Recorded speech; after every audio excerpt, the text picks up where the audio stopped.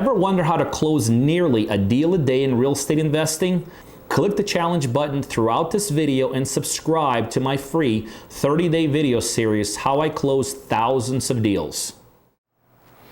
Hey, Peter Vekselman. So today I want to talk to you about kind of a cliche, but the thing about cliches is it feels like you always have to hear them over and over and over again for them to really make sense and sink in.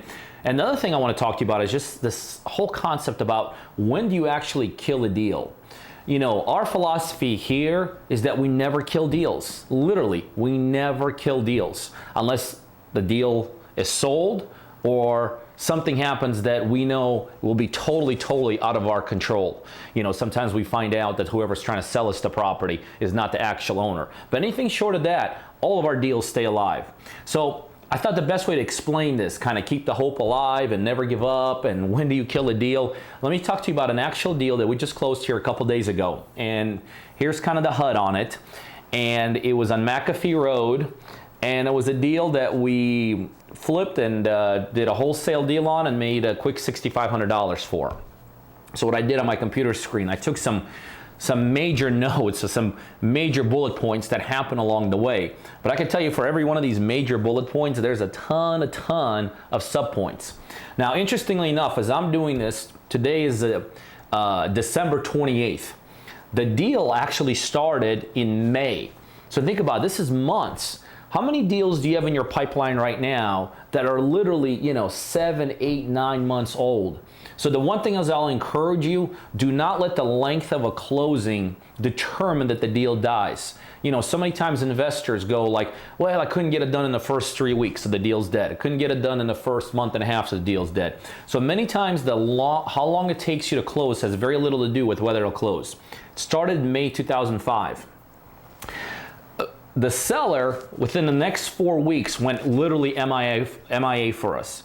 And when they go MIA for us, when our sellers disappear, we put some pressure on them. We get our attorneys involved, we lien the properties, we get demand letters out and all that. Well, so we went through that process.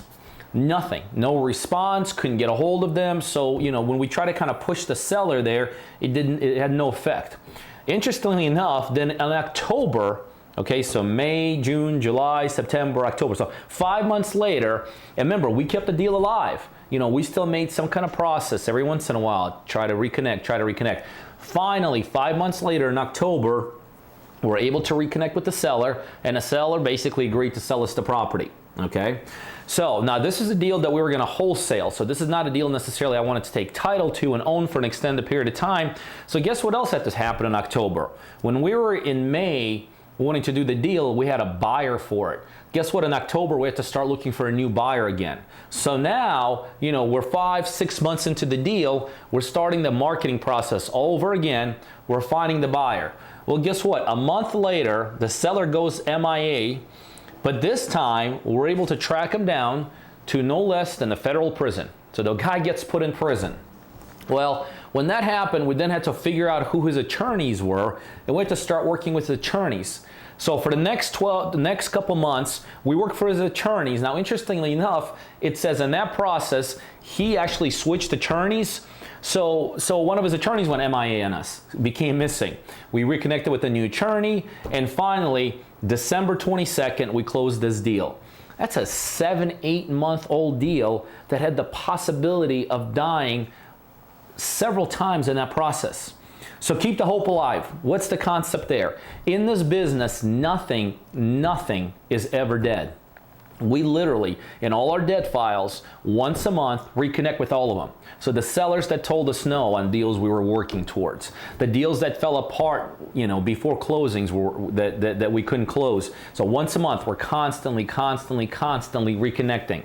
We're keeping our hope alive for every single one of these deals because these deals happen to us literally. And again, our pipeline's very big now, but they constantly happen to us on a weekly basis. So that's the great thing about this business. Short of some unbelievable circumstances, like the property gets sold from underneath you, which does happen, or like I said, maybe the seller is not the true seller. Anything other than that, this is why it's so important to keep your pipeline going, because anything other than those extenuating circumstances, it gives you hope. It gives you hope that the 50 deals that you have in that pipeline, the debt pipeline, as long as you're constantly reconnecting, at any point in time, they can reconnect. Second thing is, never ever kill a deal. This is a perfect example. You never, ever, ever kill a deal. MIA going missing on us, his attorney's missing on us, not responding to demand letters, not responding to lawsuits, not responding to liens on the property, ends up in federal prison, and guess what? We're still able to close that deal. What a great business we're in, that you always have the ability to keep the hope alive if your pipeline is big enough, and never ever kill any deal unless something extenuating happens. Hey, you guys know what we do here. We do a ton of deals, and I have a one-on-one coaching program where I coach people just like you to help become very, very successful real estate investors.